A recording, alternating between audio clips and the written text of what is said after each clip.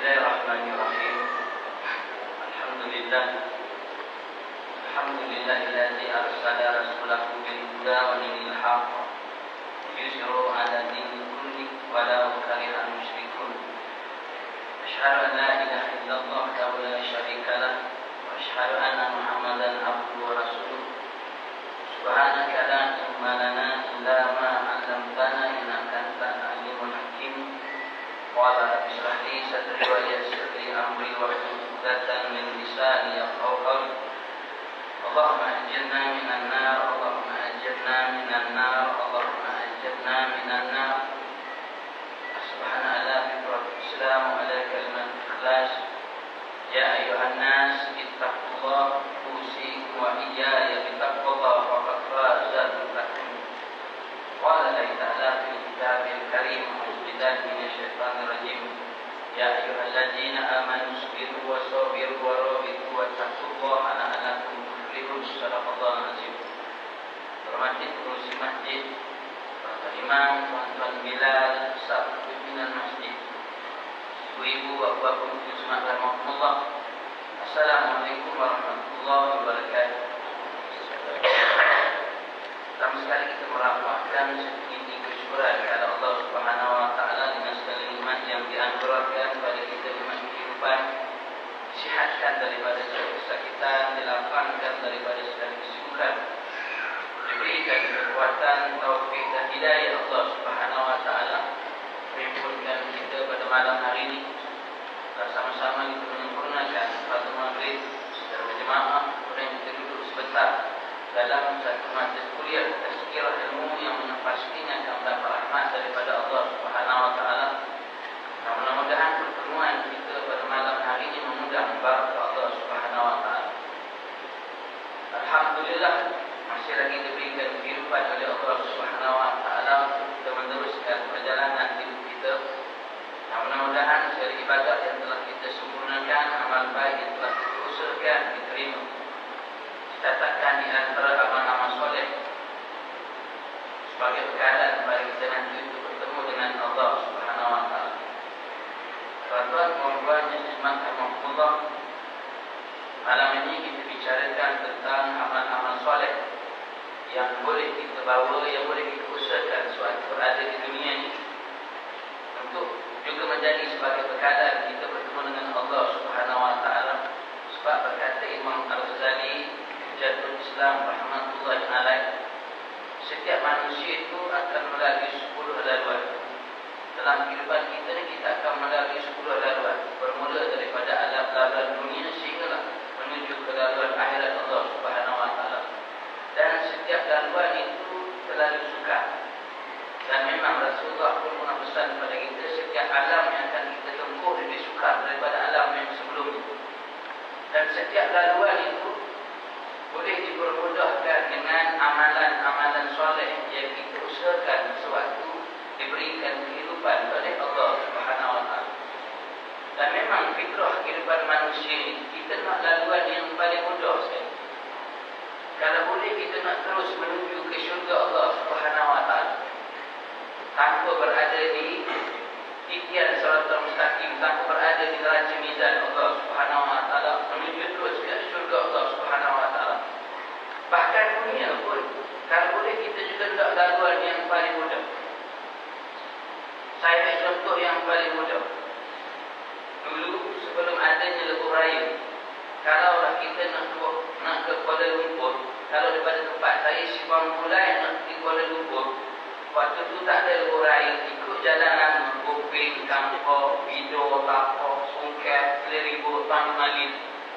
Susah, lama tak lama, kurang-kurangnya ambil masa dalam 4-5 jam.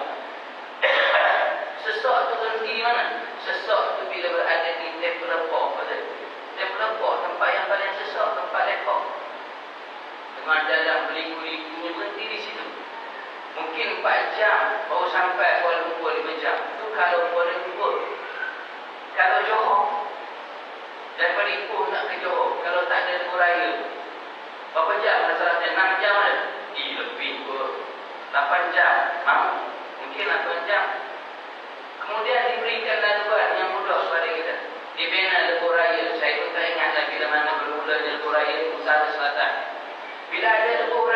Semua orang menggunakan kuraya sebab laluan yang mudah.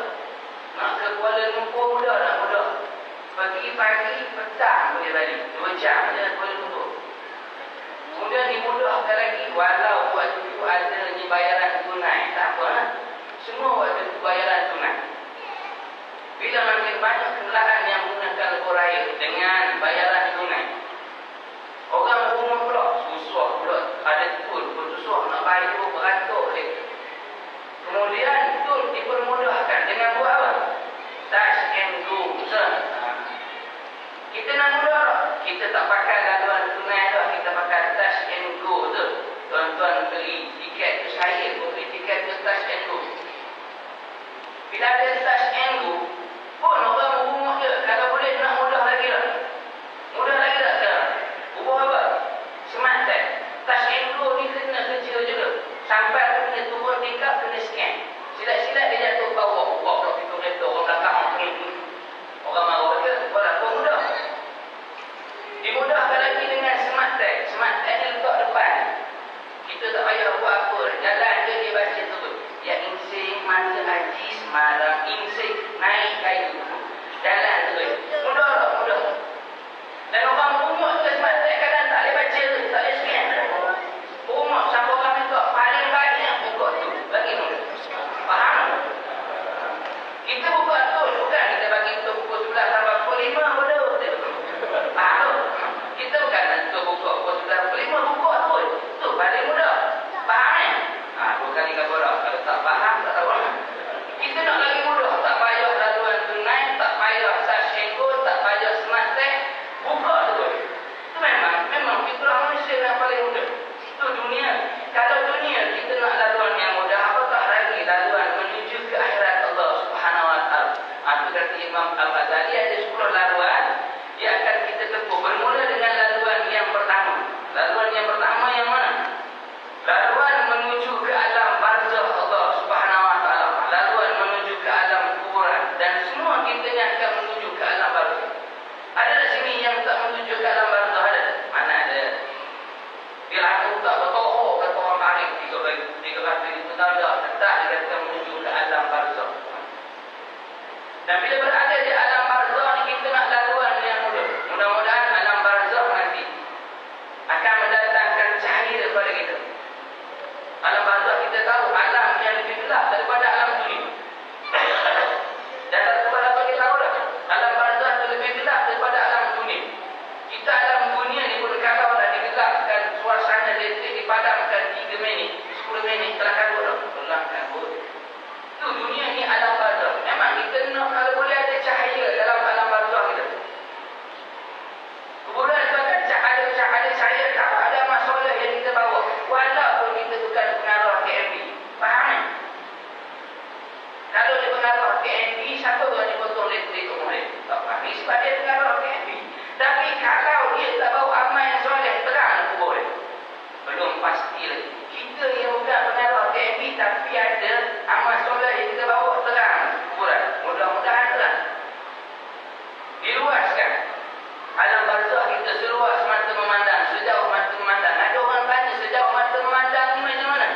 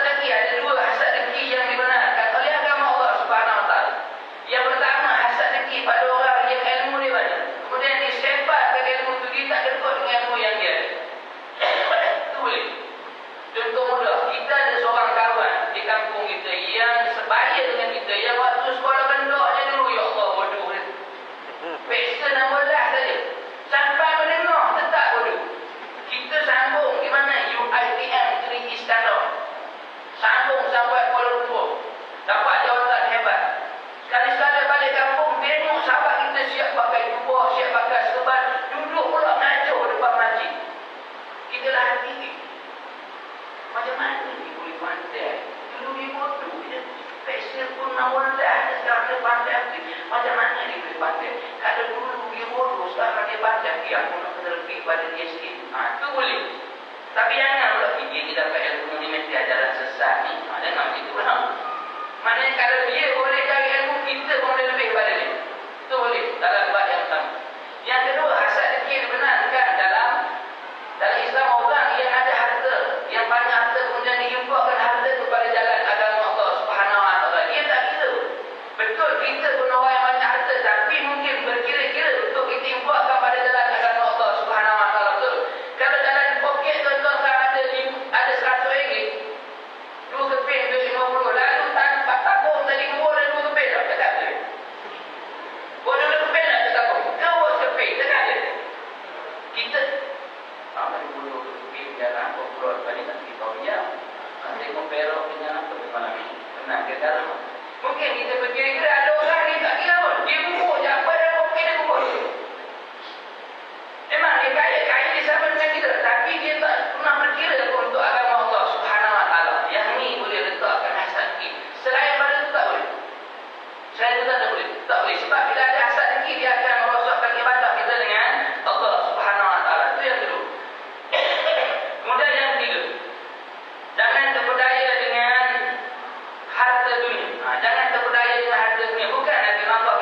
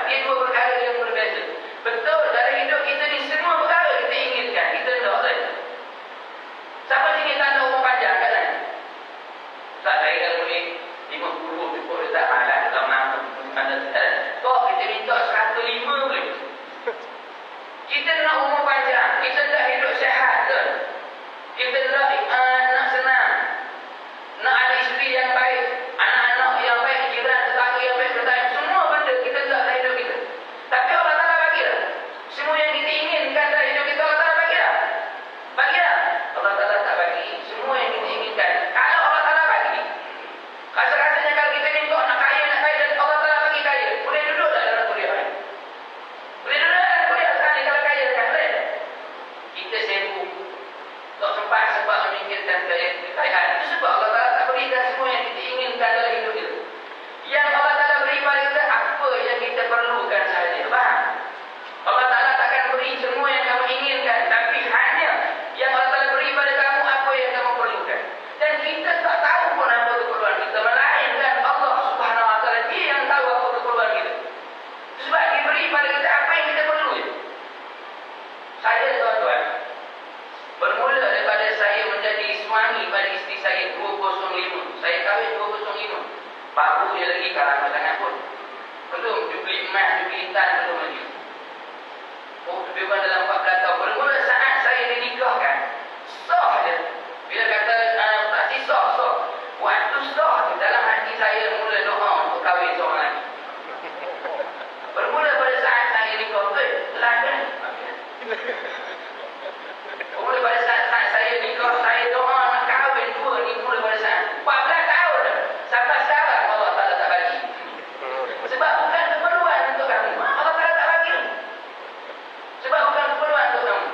Tapi ada orang yang dia memang tak ada pun boleh ganti. Dia memang sayang kat isteri. Allah Ta'ala saya seorang pun syukur tak saya boleh ganti ni tak ada. Kau lalu tak seorang pun tak lalu nak layan. Kopi radi, kopi jantan, macam-macam kopi tu. Seorang kalau dua tak tahu. Seorang pun tak layan tak balik lambat. Kena mampuk, balik cepat. Kena mampuk. Kalau tak balik lagi, kena mampuk. Tapi Allah Ta'ala bagi dia boleh ganti. Sebab Allah Ta'ala keperluan dia. Dia memang tak boleh ganti. Tapi Allah takdirkan dia boleh ganti. Sebab Allah Ta'ala tahu satu hari nanti isteri kamu tak akan mampu untuk melayani zahir dan batin kamu. Sebab dia sakit dan sebagainya. Kita tahu tak? Tak tahu. Dan Allah Ta'ala beri dia boleh ganti. Sebab itu keperluan. Betul?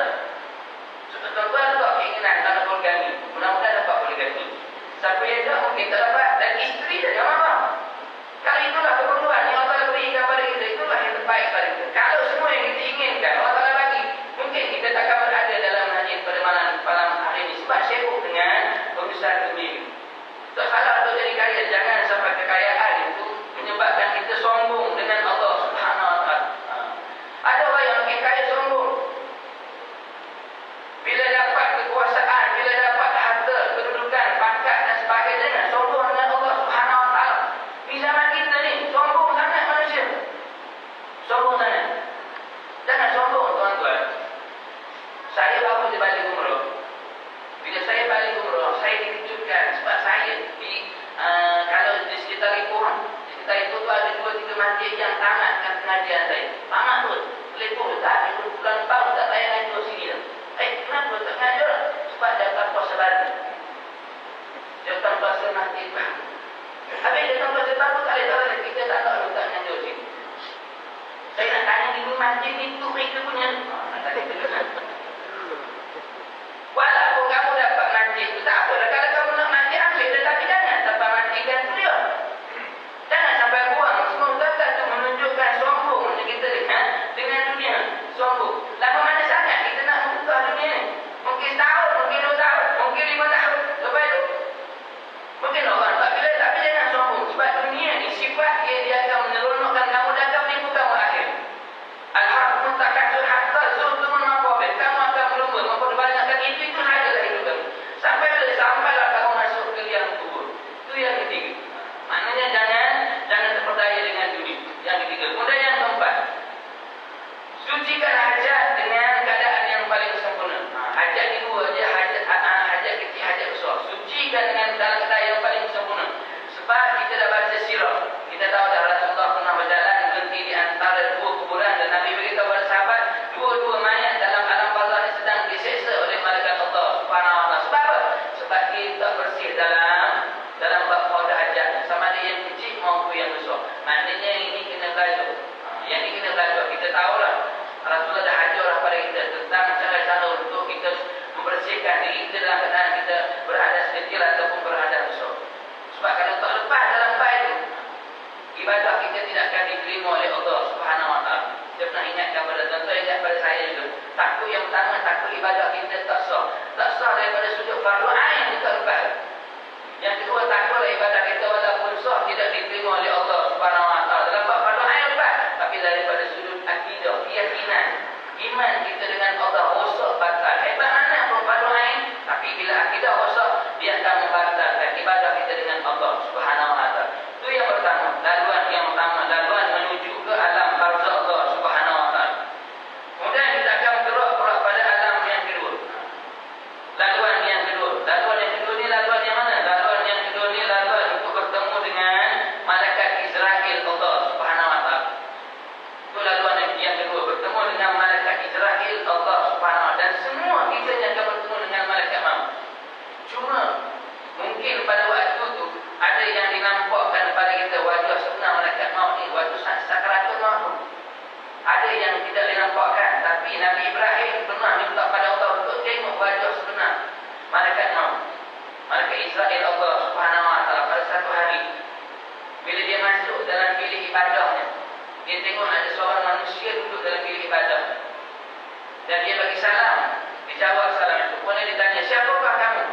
Aku adalah malaikat maut, malaikat Israel Allah Subhanahu wa taala. Dan Nabi Ibrahim tanya, apakah kamu datang ini?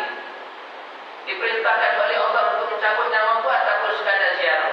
Kata malaikat maut, wahai Ibrahim, aku datang hari ini tujuan sebagai ziarah.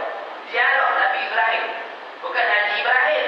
Kalau Haji Ibrahim dia tak ada ziarah, qalu inna lillahi wa inna ilaihi raji'un. Tak usah kita banyak ngomong. Sebab dia Haji Ibrahim, bukan Nabi Ibrahim. Tujuan ziarah dia. Sebab memang para nabi para rasul ni kadang-kadang datang malaikat maut dulu sebagai ziarah, nak bagi tahu dulu. Kata Nabi Ibrahim, wahai sahabat, boleh tak aku nak tengok rupa parasmu yang sebenar?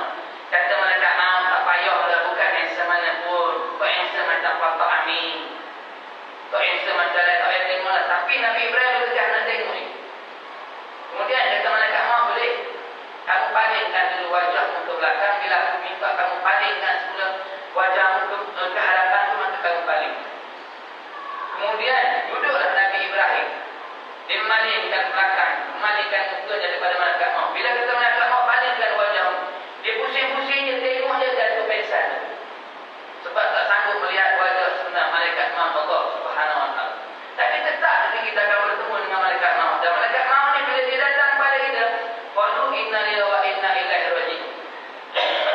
Itu sebab Nabi ajar pada kita saat-saat sebelum datang malaikat maut, sebelum datang sakaratul maut, Nabi ajar pada kita ada tandanya 100 hari tu, ada tandanya 70 hari, ada tandanya 40 hari, ada tandanya seminggu, 3 hari, sehari ada tanda. Mungkin kita tak perasan tu, tapi kalau tuan-tuan baca riwayat itu Imam Al-Ghazali, dia tahu saat kematian dan dia mengkafankan dirinya sebelum saat kematian. Dia mati diambil nyawa ketika dia telah pun dikafankan oleh anak murid, sebab dia tahu saat mati. Imam Al-Ghazali. Kita walaupun tahu tanda-tanda itu, tapi jangan ingat tu 100 hari, 40 hari, 7 hari. Orang yang tahu tentang dekat-dekat tanda-tanda itu, dia tahu pertamanya dia akan banyakkan puasa, betul? Dia akan banyakkan berpuasa, dia tahu. Dekat-dekat 3 hari itu dan ada tanda-tandanya dia akan berpuasa untuk memudahkan waktu sakaratul maut. Kemudian ada tanda-tanda lagi, dia akan sakit di bahagian tengah-tengah kepala, sampai di bahagian tengah-tengah ni sakit yang teramat sangat. Tak pernah rasa sakit di tengah-tengah bahagian kepala. Kemudian akan boleh terasa tepat daripada bahagian kaki naik ke atas. Kemudian dia akan rasa sejuk di tengah-tengah bahagian perut, sejuk yang tak pernah kita rasa-rasakan, sejuk. Kemudian kita akan berpeluh dalam keadaan kita sedang bersejukan. Biasanya berpeluh panas, waktu panas berpeluh. Ini dah berpeluh waktu dalam kesejukan, peluh yang keluar waktu dalam kesejukan. Kemudian sejuk yang tak amat sejuk di bahagian tengah-tengah perut kita. Tuan-tuan jangan bandingkan rasa sejuk baik sejuk mulut mati itu. Kayak itu sejuk minyak tak kapok. Kita minyak tak kapok, mula-mula memang panas lama dia sejuk minyak tak kapok. Dia ada rasa itu sampai dari naik ke atas sampai waktu saat sakaratul maut. Itu tanda-tanda. Itu tanda-tanda. Bagi kita yang tahu, minta pada Allah Subhanahu wa taala, untuk Allah Taala berikan tanda itu. Minta pada Allah supaya kematian kita tidak didatangkan dalam keadaan yang tiba-tiba terkejut. Minta pada Allah, ya Allah, jangan matikan kami dalam keadaan yang tiba-tiba, dalam keadaan yang terkejut. Matikan kami dalam keadaan kami sedang ingat pada Allah, beriman dengan Allah. Minta doa banyak-banyak dengan Allah Subhanahu wa taala. Yang pertama, amalan yang pertama untuk dipermudahkan saat kita bertemu dengan malaikat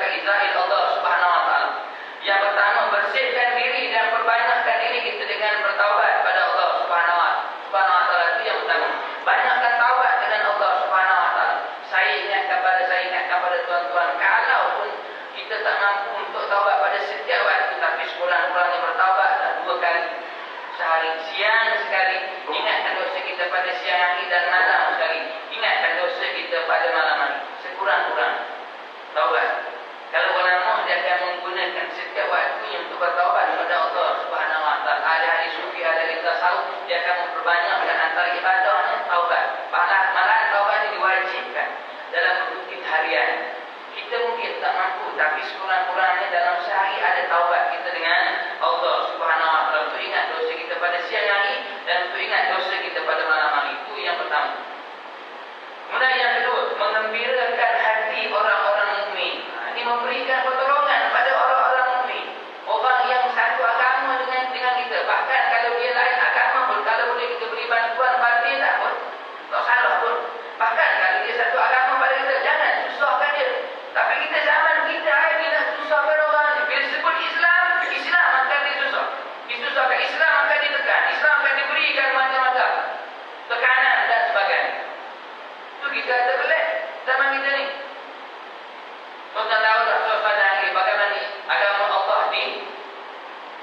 dikata, dikeji, dibina dan sebagainya. Dan ada orang yang tak ada rasa maafah pun. Ada orang yang tak ada rasa maafah pun bila agama Allah dihina. Bila Rasulullah SAW dihina. Ada yang tak payah maafah. Dia bukan faham pun dengan Islam. Dia kata pun dia tak faham. Tak faham maafah. So kalau kita maafah tu nanti bergelar, nanti bergaduh, susah. Sekarang dia dah aman dah. Tak payah dia nak bergaduh-gaduh. Ada jenis itu juga. Bukan luar pun. Dia kata bukan luar. Bodoh. Takkanlah kita tak kasihkan kepada Rasulullah. Kita tahu tak satu-satunya manusia yang akan memberikan syafaat nanti dia Masya Allah Subhanahu Wa Taala. Sekurang-kurangnya letakkan dalam hati kita walaupun sebesar darah untuk timbul rasa maafah tu. Bila agama Allah dihina, bila Rasulullah dihina, walaupun sebesar darah, mudah-mudahan itulah nanti dia akan memberikan cahaya pada kita bila kita bangun nanti dia Masya Allah Subhanahu Wa Taala untuk diakui sebagai umat Nabi Muhammad sallallahu alaihi wasallam, dibawa menuju ke Telaga Kausar untuk diberikan minuman. Kemudian dibawa mengiringi menuju ke titik Siratal Mustaqim untuk berada di syurga Allah Subhanahu Wa Taala. Ada rasa maafah. Inilah tu tak ada rasa maafah. Bahkan Islam diberikan tekanan. Kalau bila sebut dengan agama, dia akan diberikan kesusahan dan sebagainya. Hari ini ada usaha untuk menuntut makna takbir. Kita pun rasa pelik. Dengar jemaah takbir nak naik nak tutup. Dengar jemaah takbir nak naik nak tutup. Bukan semua ketua mak takbir dia faham dengan Quran. Betul. Saya tak nafikan. Memang tak semua ketua mak takbir dia faham dengan Quran. Habis kamu yang kata itu faham dengan Quran. Faham ni? Dia yang kata itu dia faham dengan Quran. Kalau dia faham, dia tak jadi sejahat tu. Dia tak faham pun. Takkan nak marah orang mendirikan mak takbir. Di situlah kita tu tempat untuk anak cucu kita untuk dihafal Al-Quran. Orang yang hafal Al-Quran ni jaminan Allah, dia akan jadi tetamu VIP di syurga Allah Subhanahu Wa Taala. Dan dia boleh minta pada Allah seluruh kaum keluarganya dimasukkan ke syurga Allah Subhanahu Wa Taala. Itu sebab kalau di Jabatan Agama Perak kita ada satu misi, kita ada satu visi. Satu keluarga, satu tahfiz sekurang-kurangnya. Sekurang-kurangnya satu keluarga, satu tahfiz. Anak kita ramai 13 orang, 12 itu tak apa, akademik seorang yang bermusuh sekali untuk jalan agama Allah Subhanahu Wa Taala. Mak tahfiz, apa Al-Quran untuk jadi tagan pada kita. Faham ni tagan? Untuk jadi bekalan pada kita, modal pada kita, diminta nanti pada Allah Subhanahu Wa Taala. Itu sebab ada sebahagian kita ni yang anaknya 2-3 orang masuk mak tahfiz, dia relax tak buat apa. Kita mayat, hemat. Tak, kita mayat pun tak. Anak saya 3 orang mak tahfiz. Tak kali tak ada orang untuk saya. Sebab kami sekarang ni medam je kan. Kita kabur buka warung, bodoh. Mana-mana pun anak dia lah mak tahfiz. Kalau dia tak mayat, anak dia pun malu nak minta pada Allah Subhanahu Wa Taala. Itu diberikan tekanan dan sebagainya. Sebagai laluan untuk azan, diberikan tekanan pada kita. Tapi kalau dalam bab yang lain, dalam bab sukan, dalam bab hiburan, diberikan imbuhan, diberikan macam-macam bantuan. Tapi untuk dalam soal agama, tekanan demi tekanan, disusahkan. Usaha